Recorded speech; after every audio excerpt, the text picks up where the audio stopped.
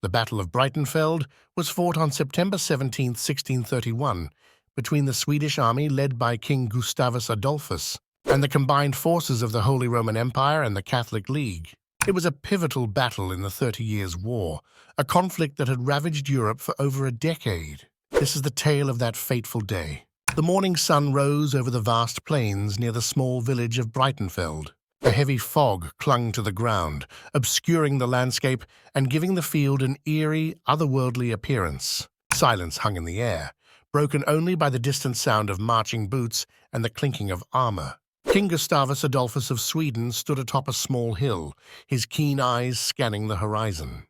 His army, a disciplined and well-trained force, was arrayed in the new Swedish tactical formations that he had innovated. His generals stood by his side, tense and silent, waiting for the king's orders.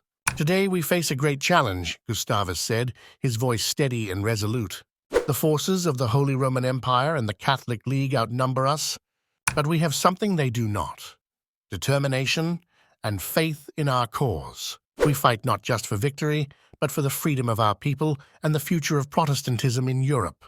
The fog began to lift, revealing the enemy's vast army on the opposite side of the plain. Led by the formidable General Tilly, the imperial forces were a formidable sight, their ranks filled with battle-hardened soldiers and heavy artillery.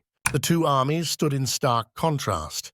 The Swedish lines were flexible and dynamic, while the imperial forces formed rigid, imposing blocks. As the first rays of sunlight pierced through the fog, the sound of trumpets signaled the beginning of the battle. The Swedish artillery opened fire, the thunderous booms echoing across the plain. Cannonballs tore through the enemy ranks, sending men and horses tumbling to the ground. In response, Tilly ordered his own artillery to return fire. The air was soon filled with the deafening roar of cannons and the screams of the wounded.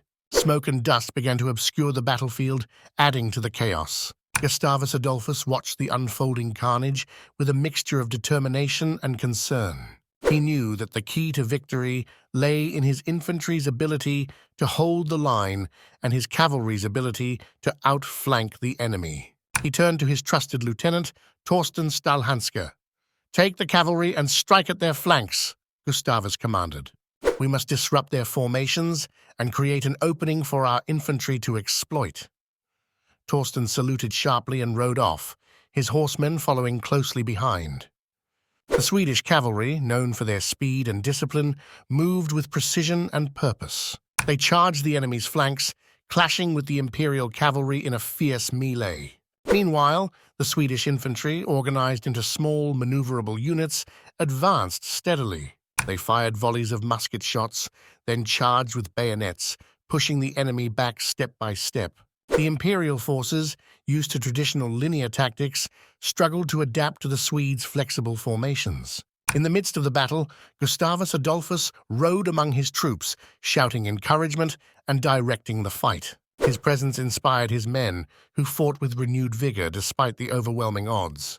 The king's white horse, a symbol of hope and leadership, became a rallying point for the Swedish soldiers. As the battle raged on, the tide began to turn in favor of the Swedes. Torsten's cavalry successfully outflanked the enemy, causing confusion and panic in their ranks. The imperial forces, unable to regroup effectively, started to falter. General Tilly, realizing the precariousness of his situation, tried to rally his men for a final stand. He rode to the front lines, shouting commands and urging his soldiers to hold their ground. But it was too late. The Swedish forces had gained the upper hand. With a final coordinated push, the Swedish infantry broke through the enemy lines. The imperial forces, exhausted and demoralized, began to retreat. The battlefield was soon littered with the dead and dying, the air heavy with the stench of blood and gunpowder. As the sun set over Breitenfeld, the battle was over. The Swedish army had achieved a decisive victory, changing the course of the 30 Years' War.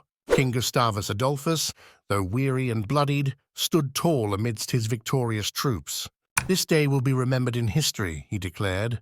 "We have shown that faith, courage, and innovation can triumph over sheer numbers and tradition. Let this victory be a beacon of hope for all who fight for freedom and justice." The Battle of Breitenfeld marked a turning point in the war, showcasing the effectiveness of Gustavus Adolphus's military reforms. and solidifying his reputation as one of the greatest military leaders of his time. The victory also bolstered the Protestant cause, giving them a much-needed boost in their struggle against the Catholic powers. In the years to come, the name Breitenfeld would become synonymous with bravery and strategic brilliance, a testament to the enduring legacy of those who fought and triumphed on that fateful day. Thanks for watching. Don't forget to give a like, share, and subscribe to receive notification when we drop new content.